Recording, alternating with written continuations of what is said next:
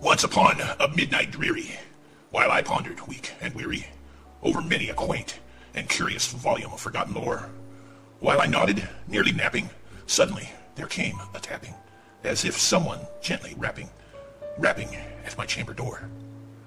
"'Tis some visitor," I muttered, tapping at my chamber door. "Only this and nothing more." I remember it was in the bleak December, and each separate dying ember wrought its ghost upon the floor. Eagerly I wished the morrow, vainly I had sought to borrow from my books surcease of sorrow, sorrow for the lost Lenore, for the rare and radiant maiden whom the angels named Lenore, nameless here evermore. And then the silken, sad, uncertain rustling of each purple curtain thrilled me, filled me with fantastic terrors never felt before, so that now, to the still the beating of my heart, I stood repeating, "'To some visitor entreating entrance at my chamber door. Some late visitor entreating entrance at my chamber door. This it is, and nothing more." Presently my soul grew stronger, hesitating then no longer. "Sir," said I, "or madam, truly your forgiveness I implore. But the fact is I was napping, and so gently you came rapping, and so faintly you came tapping at my chamber door, that I scared was sure I heard you. Here I opened wide the door. Darkness there, and nothing more. Deep into that darkness peering, long I stood there wondering, fearing, doubting, dreaming dreams no mortal ever dared to dream before. But the silence was unbroken, and the stillness gave no token, and the only word there spoken was the whispered word Lenore. This I whispered, and an echo murmured it back, the word Lenore. Merely this, and nothing more. Back into the chamber turning, all my soul within me burning, soon again I heard a tapping, something louder than before. "Surely," said I, "surely that is something at my window lattice. Let me see, then, what the threat is, and this mystery explore. Let my heart be still a moment, and this mystery explore. 'Tis the wind, and nothing more." Open here I flung the shutter, when with many a flirt and a flutter, in there stepped a stately raven of the saintly days of yore. Not the least obeisance made he, not an instant stopped or stayed he, but with mine of lord and lady, perched above my chamber door, perched upon a bust of Pallas, just above my chamber door, perched and sat, and nothing more. Then this ebony bird beguiling my sad fancy into smiling, by the grave and stern decorum of the countenance it wore. "Though thy crest be shorn and shaven, thou," I said, "art sure no craven, ghastly grim and ancient raven, wandering from the nightly shore. Tell me what thy lordly name is on the nice Plutonian shore." Quoted the raven, "Nevermore." Much I marveled this ungainly fowl to hear discourse so plainly, though its answer little meaning, little relevancy bore.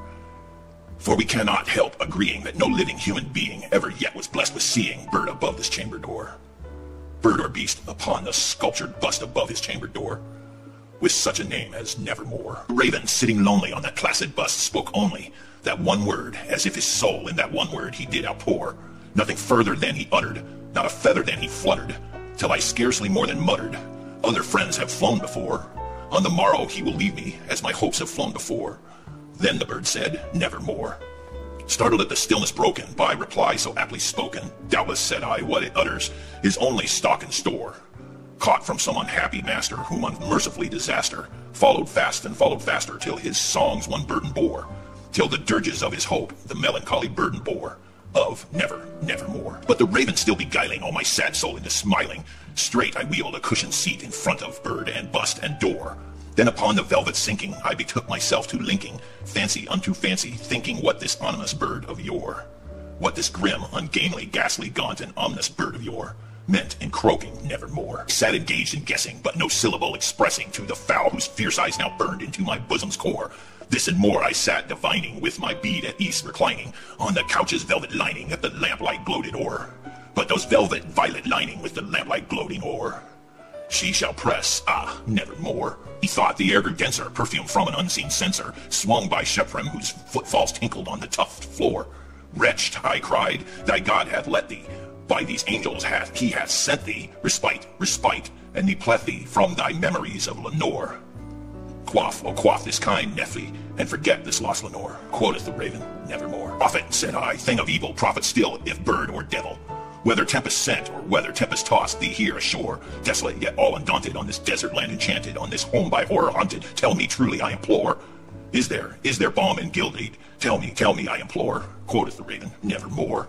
"Prophet," said I, "thing of evil, prophet still, if bird or devil, by that heaven that bends above us, by that God we both adore, tell this soul with sorrow laden, if within the distant Aden it shall clasp a sainted maiden whom the angels named Lenore, clasp a rare and radiant maiden whom the angels named Lenore, Quoteth the raven, nevermore. Be that word our sign of parting, bird or fiend I shrinked of starting. Get thee back into the tempest and the night's Plutonian shore.